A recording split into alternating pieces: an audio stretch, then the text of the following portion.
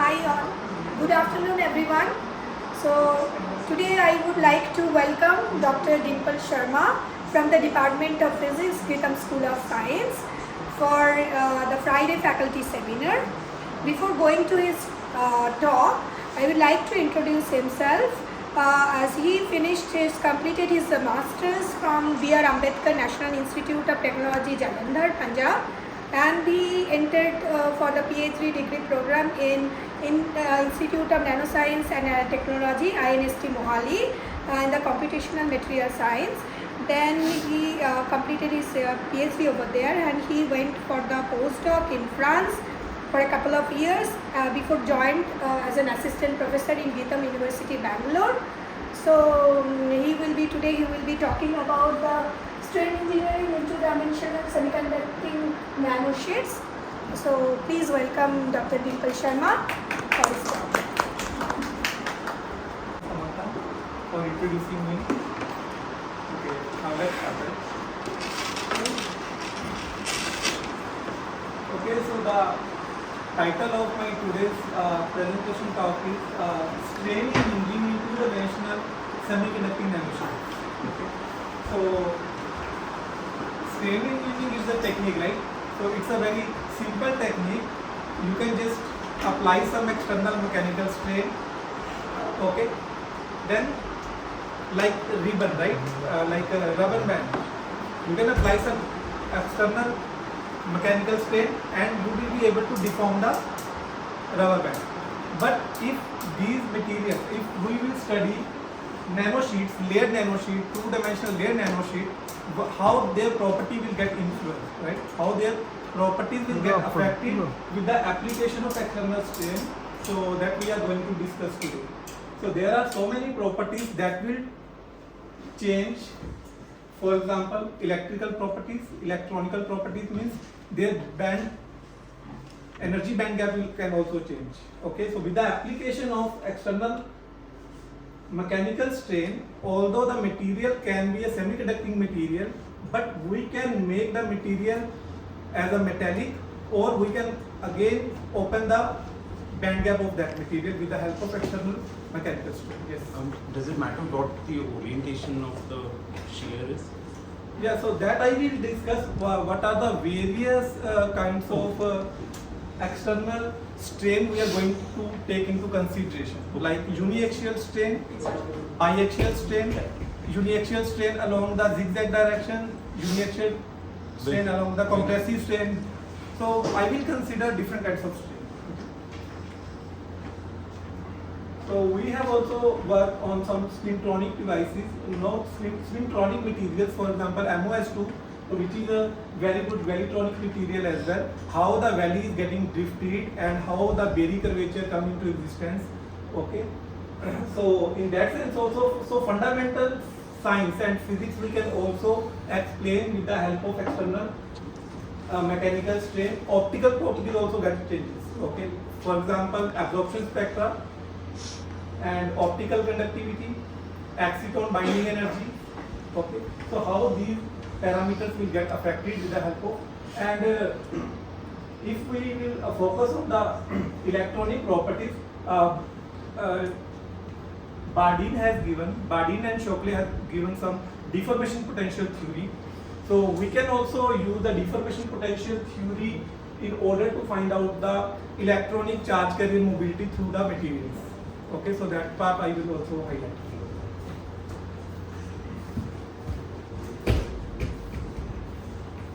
Okay, so these are about and dielectric properties also can be affected. So these are the fundamental properties that can change, that will change, okay, with the help of external mechanical strain. And these external mechanical strain have the applications like strain sensitive thermoelectric materials. The second application will be nanoscale piezoelectricity. Third one will be artificial photocatalysis. People have already the setup how the catalytic properties of a catalyst will get affected with the help of external mechanical strain. They have the setup. Okay, so the same we can imagine. So what will happen? So if we will have the semiconducting 2D nanosheets and how their catalytical properties will get affected. Okay, so these things we can discuss. Okay, so before going into the details of the 2D materials, I just want to highlight, okay, the history of 2D materials. Okay, so there are so many controversies, like, you know, Live Landau. So theoretically he proposed and given a theory that strictly 2D crystals cannot exist at the room temperature. So this theory he has proposed in 1937, and the same theory has been experimentally extended by the Mermin and Wagner. So experimentally also they have proved these materials cannot be stable at the room temperature condition because of the temperature fluctuation. Okay, so at a one atomic thick layer of the atoms, the material get vaporized and the material cannot stable. So, but in parallel, valence. So theoretically, in 1947, firstly he calculated the band structure of the single layer of the graphene. Although there are the theoretical challenges, okay, but these people calculated the band structure of single layer of graphite in 1947. And later in 1962, Hans Bettelborn, he coins the term graphene. So what is graphene? So if we will look at the crystal structure of the graphite is a hexagonal 2D sheets stacked on one another. Okay. So if you will exfoliate one single layer of carbon atom, then we can term that material as a graphene. So graphene, the term graphene has been coined in 1962, but until and around 1980s also, people studied the graphene, properties of the graphene, and confirms the massless Dirac equation and anomalous Hall effect in the graphene sheets. Okay, so these are the few properties and the fundamental physics behind the graphene. But until and unless in 2004, Andre Ghem and Noveslov, so Andre Ghem was the supervisor and Noveslov was the postdoctoral student. So he exfoliated the single layer of the graphene from the graphite sheet by Scotch tape method. Okay, and for this discovery and for the explanation of the physics behind the graphene, they have been awarded for the Nobel Prize in 2010. So from 2004 to 2010, so people were thinking by that time, so this is the only 2D material that exists in the nature. But after 2010, significant research you can see, and in 2010, in the same year, so MOS2 has been discovered. So after the graphene, so graphene is the most explored 2D materials, and MOS is second most or widely explored semiconducting materials. So when I joined my PhD in 2014, already MOS2 has been discovered, and fundamental properties like their electronic band structure, okay, has been already discovered by that time. And in 2011, Andres Kiss group, they have made the thinnest transistor of the world on the basis of MOS2. So they used, so I will highlight what is the crystal structure of the MOS2. Okay, so MOS2 has the two different phases. One is the semiconducting phase, which is a 2H phase, and other one is the 1T phase, which is a metallic phase. They use the same material for the source and the drain, and the semiconducting material MOS2 as a channel material. Okay, so then valley polarization has been explored in the year 2012. In 2013, people have proposed and discovered the heterostructure of these kind of layers. And in 2014, isolation of phosphorine has been done, right? So this sir is working on phosphorine, and in the year 2015, NV center based boron nitride carbon graphite sheet, if you will dope with the nitrogen and create one vacancy, give you the NV center, and people have proposed the 2D quantum emitter boron nitride, hexagonal, the sheets of hexagonal boron nitride sheets they have proposed, these can be used as a 2D quantum emitters. And in 2017, so people have explored the first magnetic, ferromagnetic chromium triiodide 2D material. And later on, so things are still going on. So all of these are semiconductor. Not all of these are semiconductor. So graphene is a semi-metal. Graphene is not a semiconductor. But I am interested to explore the semiconducting 2D nanosheets because we can play with the band gap with the help of external potential difference. If the material will be a non-centrosymmetric crystal structure, then that will be the part of piezotronics. So piezoelectricity I have explored. So when first time I have started this for the MOS2 waste material. And apart from MOS2, I have explored the whole family of the group 6 transition metal dichalcogenide, which includes the tungsten and molybdenum along with sulfur, selenium and telluride. And apart from that, I have also explored, so that part I can highlight in the next slides. Okay, so what are the opportunities in the 2D materials? So okay, so we have different kinds of 2D material. One of my friends is working on niobium disulfide and diselenide. So these kind of materials act as a show the superconducting properties. Okay, so boron nitride show the insulating properties, having the band gap around more than 6 electron volts. And in case of zinc oxide, MOS2, WS2, WS2, so these are the family of semiconducting transition metal dichalcogenide and MOS2, WS2 and WS2.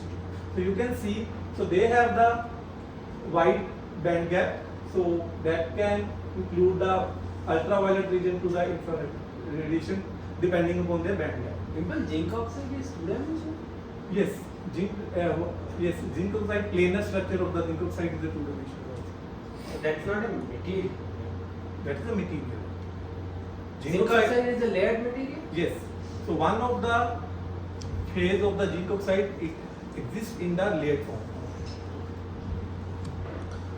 What so are we have explored that part, like that direction or that aspect of zinc oxide, because zinc oxide generally is like one of the widely discussed semiconductors. Yes. এটা কি সরাতে হবে So zinc oxide, this phase, I mean, I was না not না aware of. খেতে ইচ্ছে করছে Okay. So people are working on it. Is it? Yeah, people are. carbon My dioxide supervisor explored the zinc oxide sheets, nanosheets, semiconducting And nanosheets. that is one a can neutral make and it. tetragonal neutral phase, right? The zinc oxide. But I did not work on the zinc oxide, Oxide but in the of- literature I have explored. So this material also exists as a layered material.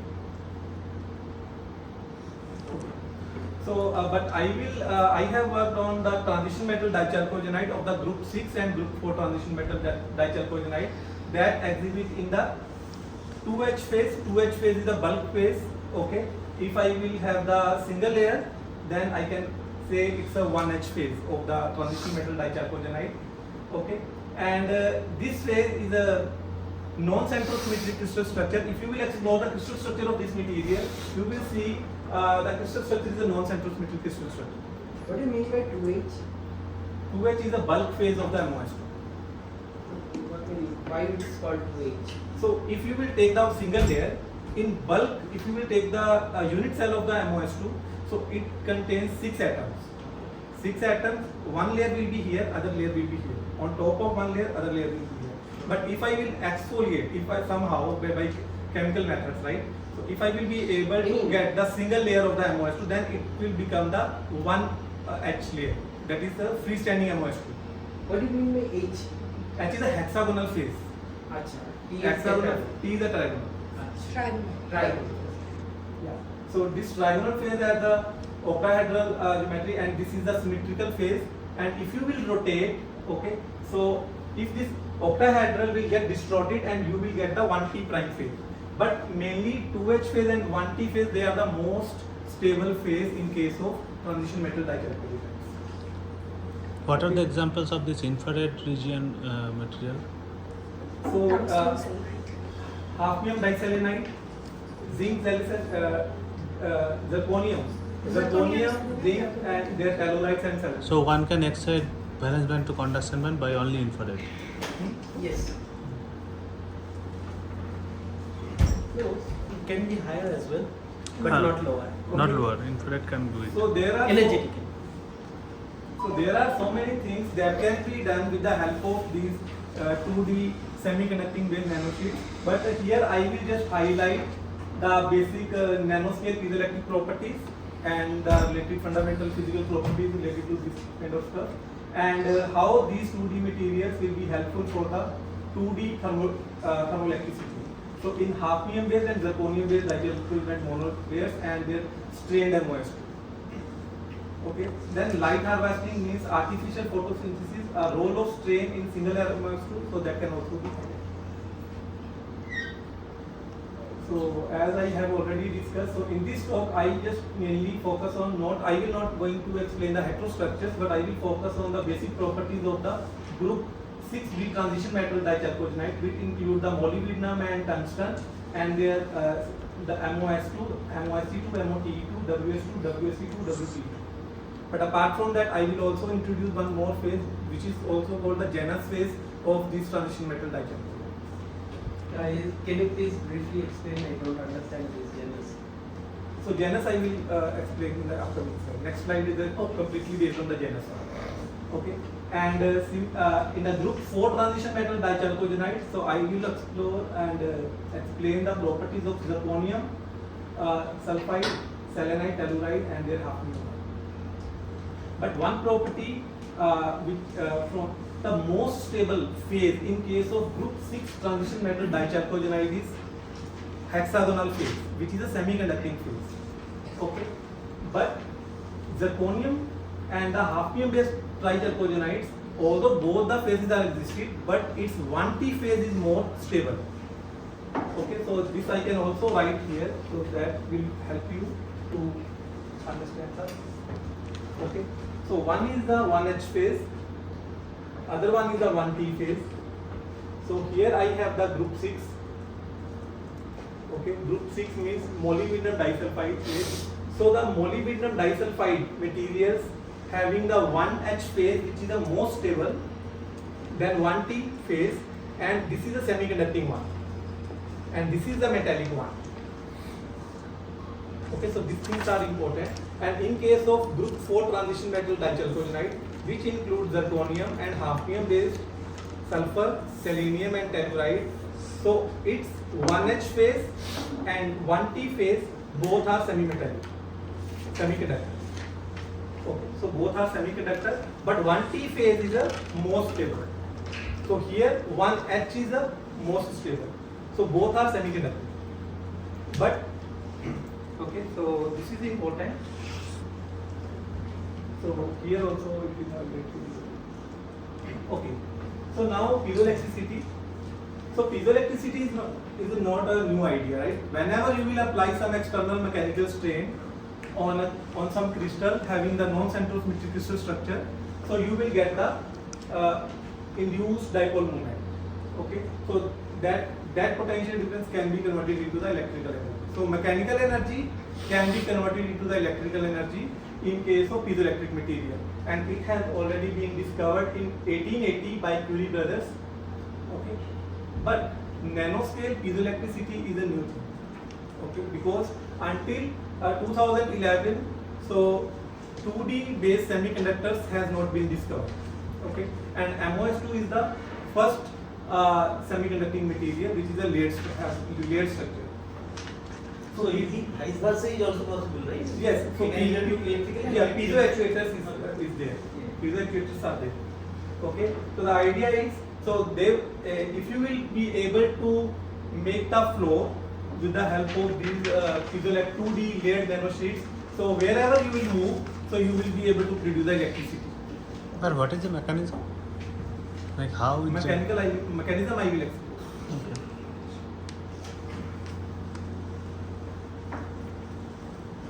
Okay, so the most important thing in case of piezoelectric material is the crystal symmetry. So the material should have the non-centrosymmetric crystal structure. So here you can see when you will apply the external pressure. So one example is graphene, other example is the hexagonal boron nitride. So graphene is a having the centrosymmetric space group symmetry, and it will not show any piezoelectric effect in their pristine form. So people already daubed and some kind of thing they have did also with the graphene oxide, okay, and graphene also, and they induce the piezoelectricity in graphene also. But in case of pristine graphene, so it is a non-centrosymmetric and it doesn't show any piezoelectricity. Yeah. So we already have our very famous material, late zirconium diamond, which cost us roughly 4 or 5 rupees. So why do we use graphene in our HPN? What is the specialty about? Because we are using it for as a gas lighter in our furniture. But the problem was that, so earlier people don't have the exposure that 2D material can exist. But once these materials can exist, people are now trying to explore the semiconducting 2D materials. Okay, so this is a new field, so people are working to explore, and so now the problem here is that now people are working on, so what kind of 2D materials, okay? No, my question is, with respect to the most famous material PZT, your graphene or HBN stands where ever. So in order to miniaturization of the device size, Huh. so these 2D materials will be effective there. PZT is very small. You can it's just on the top of your gas lighter. It is can be extremely small. That is not a big deal. Then it cost you 4 or 5 rupees. Graphene will, if I'm not wrong, that same. But cost with like those 5 kind of rupees. materials, you cannot get the thinnest transistor of the world, right? So people are trying to explore the fundamental properties, fundamental physical properties through these semiconducting based nanosheets, and this is one of them. They are not trying to propose they will replace. They are trying to explore and discover materials that could replace in future. Right? So this is just the idea. So fundamental discoveries people are doing. Okay. So in case of hexagonal boron nitride, the crystal there is a breaking inversion symmetry. So this material will show the piezoelectric property, and the piezoelectricity in this kind of material is not so high. So that is why people are trying to explore and discover beyond boron nitride also. Okay. So in total we have like 32 crystallographic point groups, and out of 32 only 20 are non-centrosymmetric piezoelectric. 21. So there are 31, total 31 or 32, okay, 32. But two people still they are not able to understand, right? So there is some controversy in that. Okay. So 20 exhibit their non-centrosymmetric crystal. So whenever we will know the crystal symmetry of the material, so we can predict. So this will be the piezoelectric tensor of that material, depending upon their crystal structure. That we can say. Okay, I can hear you, but it is no mic. Okay, so many times theory has preceded experiments in many incidents, right? For example, the prediction of silicene, graphene, and germanium also. Similarly, in case of 2D materials also, so the people from Duerlo is a postdoctoral student of the Professor Ivan Reed from the Stanford University. So they published their first paper for the intrinsic piezoelectricity in the two-dimensional material. So this was the first paper on 2D materials from group 6 transition metal dichalcogene. Okay. So later in 2014 and 15, this paper also was published in 2014 around December. So came up in 2015.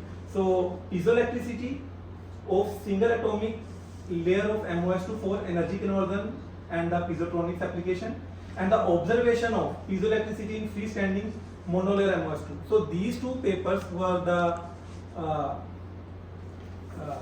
you can say inspiration for me. So I need to work on semiconducting 2D layered materials. Okay, so then I started my research journey. So with the exploration of the fundamental electronic properties of the MOS2, and later I have explored the piezoelectric properties of this. Okay, so now here the genus part is coming. So why it is important? Okay, so So we that part I have not included. We published one paper on MOS2 with the strain induced piezoelectricity. What should be the maximum value of the piezoelectric stress coefficient and strain coefficient if we will apply the external mechanical strain. So in case of MOS2, so MOS2 is a widely flexible material and you can go up to 13% of the, you can stretch up to 10 to 13% of that material before the yielding point, right? In case of MOS2. And in case of MOS2, since MOS2 was already explored by that time, so I focused on group 4 transition dichalcogenide. So in which 1T phase was the semiconductor. And since 1T phase is a centrosymmetric phase and it was not showing any piezoelectricity. So what we did, so we proposed one new phase from the 1T phase. So we have explored the basic fundamental properties of group 4 transition metal dichalcogenide such as zirconium and hafnium based dichalcogenide with their genus 1. So okay, so what we did, so here I have included a few pictures. I did not include all the pictures, only in order to explain the difference between the non-genus part and the genus part. What is the genus structure or genus phase? If you will be able to replace, the top layer of the chalcogenide with different chalcogenide, then you will be able to get the genus phase of this kind of material. And people did the experiment in case of MOS2. Where is that?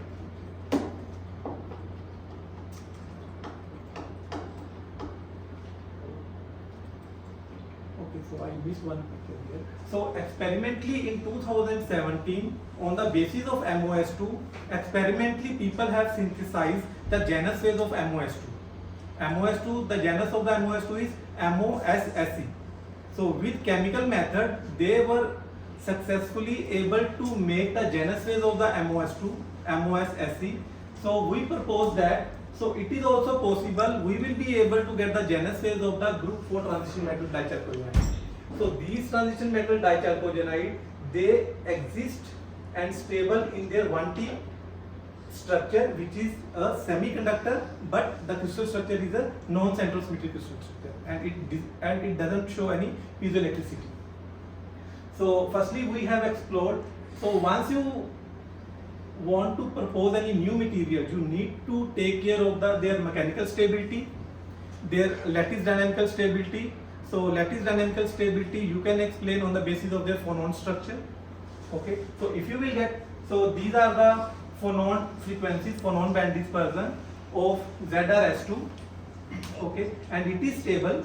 So this material is stable. So but if we will propose the genus 1, so we are not getting very high negative frequencies in case of their genus 1. So we can consider these materials are lattice dynamically stable. Okay, and here also you can see ZrS2 and HFS2, so group 4 transition metal dichalcogenide, they have a centrosymmetric crystal structure having the space group symmetry of P3 bar M1. But if you will replace the upper layer with the different chalcogen, the inversion symmetry will broken and you will be able to get the non-centrosymmetric phase group symmetry P3 M1. Okay, so this was the idea. Okay, so firstly we have explored the electronic band structure of this kind of material. So these are all the semiconducting one, you can see the band structure. So these are the indirect band gap material, okay, having the band gap around 1.5 electron volts. Okay. And experimentally also people have the data, so the band structure, okay, people have, so this paper has been published in Science Advances, so for the hafnium and zirconium based 2-dimensional semiconductor with native high K oxides. This is ARPAS data, right? Yeah, this is ARPAS data. So angle resolve photon emission spectroscopy is a technique so which you can use in order to get these kind of electronic band structure experimentally. But this is quite very expensive. What is the x-axis here? Huh? So in the okay, I missed. So in the x-axis it's a high symmetrical K point. gamma K and gamma. So whenever you have a crystal, it has some in the reciprocal space, it has some in the momentum space, you can say it has some high symmetrical K point. Okay. And what is the difference between dotted I and was very small point to make. Looking at the broad audience you are having, it would be better that you give some introduction to whatever you are showing. Otherwise, that would make no sense to them. I mean, I may be wrong. So we did these calculations in order to explain whether these materials are semiconductors or the metallic one. Because only semiconducting materials we can propose for the piezoelectronic applications. So piezoelectricity I have already explained. Whenever you have any material, if you want to press, if you want to push that material, if you want to apply some external pressure, okay, so if that material will able to convert the mechanical energy into the electrical energy, those kind of materials are called piezoelectric materials. But our target was try to explore the semiconducting 2D layers for the piezoelectric application. So that is a nanoscale piezoelectric materials. So basic things, I think definition it is clear. Okay, so and what is this dotted lines and so these dotted lines are in DFT we use different kind of approximation like GG approximation, and here we have go beyond that fundamental DFT calculations. We have implemented DFT and on top of DFT we have implemented HSE06 function. So these band structures are more accurate. Okay, in order to get more accurate band structure, so we have done this kind of calculations. So okay, so this is the one method you can say. So the dotted one is the another method. So which type of semiconductor it is? Can you tell me from the band structure? So it is an indirect band gap semiconductor. Indirect band. It's an indirect Definitely band. indirect band gap semiconductor. But type of semiconductor we cannot say, right? Without the experimental. That's what you say. Huh? P-type and And type we cannot say, right? you can say this is a P-type semiconductor. I don't The know. Fermi energy is at 0, right? And the So Fermi energy right is now near for to the this valence work we band. did not take care of this. But if the Fermi level is Near near to the the valence valence band. band, so Then then we it's a generally P-type. consider as a Dimple, I have a question. So, how do you validate your, like you said that you experimental data, right? You have experimental. This is data. experimental data available. So, what do you check? Like the band? Chol gap? che. Hmm? What do you check? What did we What check, are your right? approximation? Like you took GG approximation. chalo, on uno to top of bando that kar diya. you added some. Actually, these functionals sometimes underestimate and sometimes overestimate the band gap. Yeah. Okay, but in order to get the experimental band gap, so we need to incorporate different exchange correlation functions using DFT. So you basically check the band gap, right? So for this purpose, I checked the band gap, but later I have also checked the piezoelectric coefficients also. Like in case of MOS2, so there are two papers, right? So for those kind of papers, piezoelectric stress coefficient and piezoelectric strain coefficients also, we have benchmark for the MOS2. So what? Let's say you have benchmarking. What additional information your electronic circuit provide? Like already you said that these are like. So for the timing, so we are proposing these kind of materials for the piezotronic applications. For piezotronic applications, your band gap should be semiconductor, so that in parallel to the external mechanical strain, you will also be able to tune the band gap, right? So actually my question is that let's say you took these material and standard sulfide material, right? So you had some experimental result, right? Yes. So you could benchmark your calculation. Yes. Now if I go for some other material, you don't know which approximation will be applicable for your calculation. But if one method works, okay, if the error will be there, you can predict the other material as well. No, method means you are using DFT, right? No, not the basic DFT. So we have also go beyond DFT model, right? HSE06 function we have also incorporated in order to get the precise value of the electronic band gap. Like in case of MOS2, ideally it should have the band gap of 1.9 electron volt. Okay, so that has experimentally been observed. One point. I am wondering to change the material, your approximation. No, approximation will remain same, right? Approximation will remain same. But like your approach, like let's say GG approximation or on top of that, whatever you are adding. But whatever the approximation you will use, the nature of the band structure will remain same. Okay, so this is not the although there will be an error, okay, that I admit, but basic understanding you will be able to get whether this material can be useful for the nanoscale piezoelectric applications or not. This idea you can get. One-to-one mapping you cannot do. There will be an error definitely.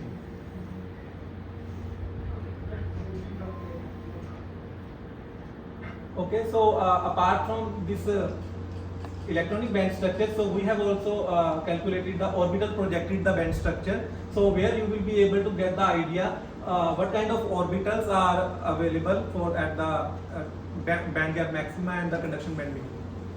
Like in case of MOS2, there are d orbitals that are responsible for the conduction. And apart from the lattice dynamical stability, so we have also calculated the elastic stiffness, or you can say the mechanical stability on the basis of the Born-Huang stability criteria. So for that we have calculated the elastic stiffness coefficients of this material, and we have found so most of these materials are stable. So we have calculated their Young modulus and Quotient ratio. So only How do you come to this conclusion from the band structure calculation? not from the band structure calculation is for the different purpose. Okay, so for the stability purpose, so we have done one lattice dynamical calculation for non-based. So other thing is we can do also the mechanical stability on the basis of Born-Huang stability criteria. So this is the other way whether these kind of materials are mechanically stable or not. So that is the These lattice. are, I believe, some numbers, right? C11, C12. Yeah. So how do you get to those numbers? But in order to get, so there is a basic criteria. If the Poisson ratio is greater than 0.5, so those kind of material generally people consider as an unstable material. That's fine. But how do you calculate this C11 and C12? So we did DFT calculations.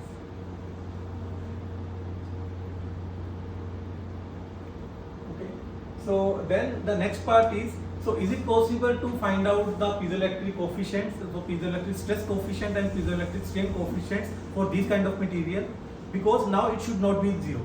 Because earlier, since the band structure, since the crystal structure was the 1T, which is a centrosymmetric one, but we have broken the inversion symmetry in these kind of materials by making their genesis.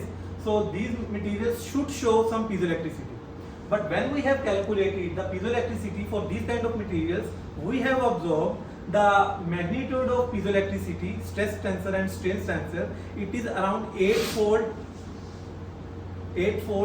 times compared to that of the MOS2, which was the earlier predicted the piezoelectricity material, right? So this material, so we can replace these kind of materials with the MOS2. So this is a more potential material for the nanoscale piezoelectric material. So later we have applied, so then reviewer asked us, so if you will apply the pressure, so later then reviewer asked us, so what will be the maximum value of the piezoelectric stress coefficient? What will be the maximum voltage you will be able to get from these kind of materials? Then we have applied a different kind of strain, like a uniaxial strain along the zigzag direction, armchair direction, biaxial strain, their compressive one and stretching. So we have, so this is the without any external pressure. So this is a strain induced pressure on MOS2. So we did these kind of calculations and we have observed uniaxial strain along the armchair direction around 9%. Okay, so where the external pressure also. So we have, so here you can convert the strain into pressure. Okay, so if you want to get the value of the pressure, external pressure, you can go up to a maximum of 12 gigapascal. Okay, in the compressive strain.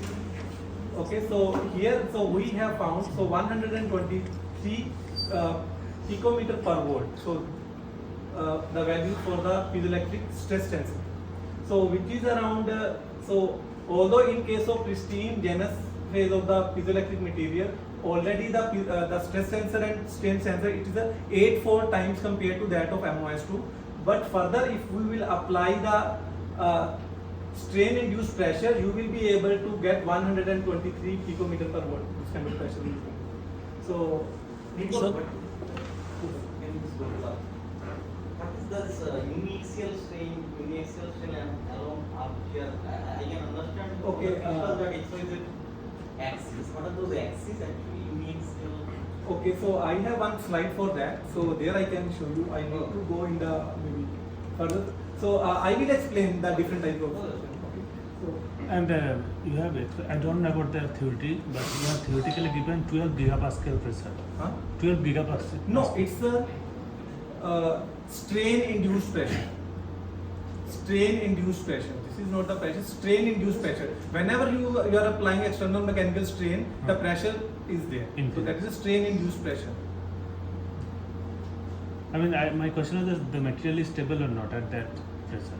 Yeah, so we have calculated what will be the maximum flexibility of that material. So through that mechanical stiffness coefficients, right? So you can check the mechanical stiffness coefficient at each pressure, or you can say strain induced pressure, and check the bone stability criteria is valid or not. Okay, so in case of MOS2, so that is why I am highlighting in case of MOS2 also, and in case of this kind of materials also. So MOS2, in case of MOS2, you can go up to 11 to 12% of strain. The material will remain stable, but the material will become metallic after 8% of the strain. That is like band gap will close. Okay, although the material have the semiconducting band gap in case of MOS2 around 1.7 electronic band gap. We have calculated theoretically. Experimentally it is 1.9. But the trend you will be able to get. What will happen if you will apply the external mechanical strain along the zigzag direction or along the armchair direction, whether the band gap will open or close. Okay, but how can you show you that if you put some strain on the system, how can you show you that whether your system will be centrosymmetry or centrosymmetry or not? Because From the under crystal analysis, structure, no? From the crystal structure you can get. you have the crystal structure under different strain. Yes. Okay, so there is a level of deformation. Although it's a non-central symmetric crystal structure, but if you will apply the strain, although you are deforming, so there is a level up to which the material will stay in that particular phase. Okay, the phase of the material is not going to change. Okay. And apart from that, as I have already highlighted by Bardeen and Shockley theory given around 1950, so the name of the method is acoustic for non-limited carrier mobility. So we use this theoretical model in order to get the charge carrier mobility in this kind of material. So from the electronic band structure, so already you know, so in electronic band structure you have the EK dispersion, okay, and the relation between energy, kinetic energy is P square upon 2m. If we will put P is equal to H cut K, the crystal momentum, right? So if I will take the dE by dk, you will be able to get H cut square upon m, and further I will take, so this method you can use in order to get the effective mass effective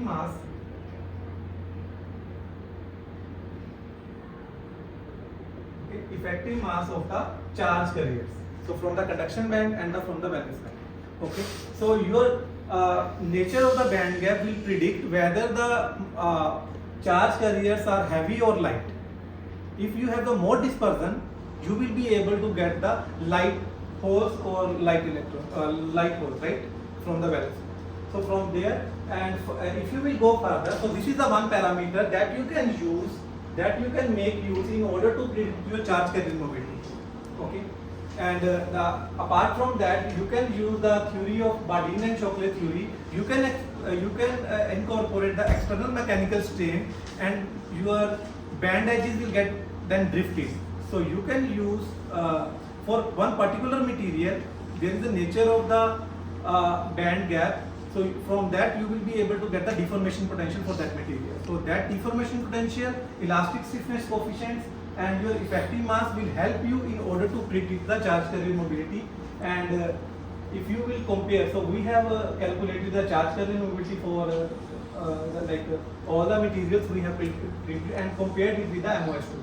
So you can see, so zirconium SSE, hafnium disulfide, hafnium HF SSE. So these are, they have more charge carrier mobility compared to that of the MOS2. So okay, so this is the method so we have used in order to find out the deformation potential from the electronic bend structures. Okay, so one of the conclusion from we can say, so the same thing we have done for different kinds of material for the heterostructures as well, how we can predict the different heterostructures for the nanoscale piezoelectricity. Okay. So this is the one of the example. So the next thing is okay, so 2D thermoelectricity. So what is thermoelectricity? So Dresser was predicted, has given the prediction. So in future, so the low dimensional material can be the potential thermoelectric material. So what is the thermoelectric material? So if I have one material having a very high electrical conductivity, okay, but very poor thermal conductivity. Poor thermal conductivity means, so if I will keep this edge at a very low temperature and this at a very high temperature, then this temperature gradient will remain as it is, and the electrical conductivity, if it is high, so then those kind of materials we can use in order to convert the waste heat into the electricity. Okay, so this is how the thermoelectric devices are working. Okay. What is low dimension material? So these 2D materials, like you can also make use of the carbon nanotubes. Like okay, so she was working on the nanotubes. Okay, so and same can happen in case of the 2D layered sheet. So these are the low dimensional materials. 1D and 2D. 1D and 2D. Okay, and bismuth telluride, so is one of the potential bulk thermoelectric material. So if you want to replace the bulk thermoelectric material with the nanoscale thermoelectric material, so they should also compete with their figure of merit, their Seebeck coefficient, okay, and overall this kind of stuff.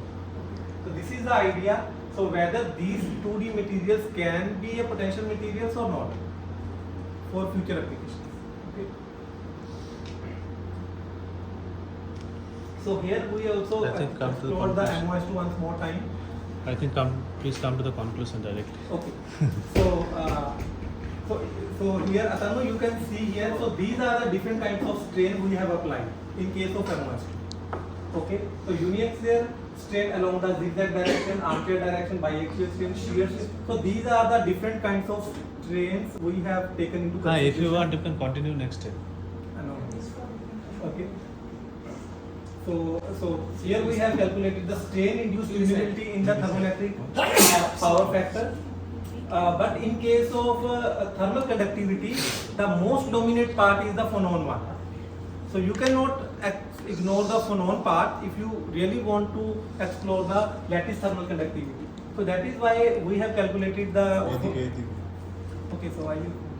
Next week. Next week. Audience. We want. demand. We want it next week. Next week. Okay, अभी बोलेगा तो जल्द में so many I will things do- are there. Okay. Yeah, that's why next week even Next We will week. extend it. next week also fine. Okay. So I have a question. Just last question. And you can give a brief what you are doing here, sir. Like, One part. You have a question?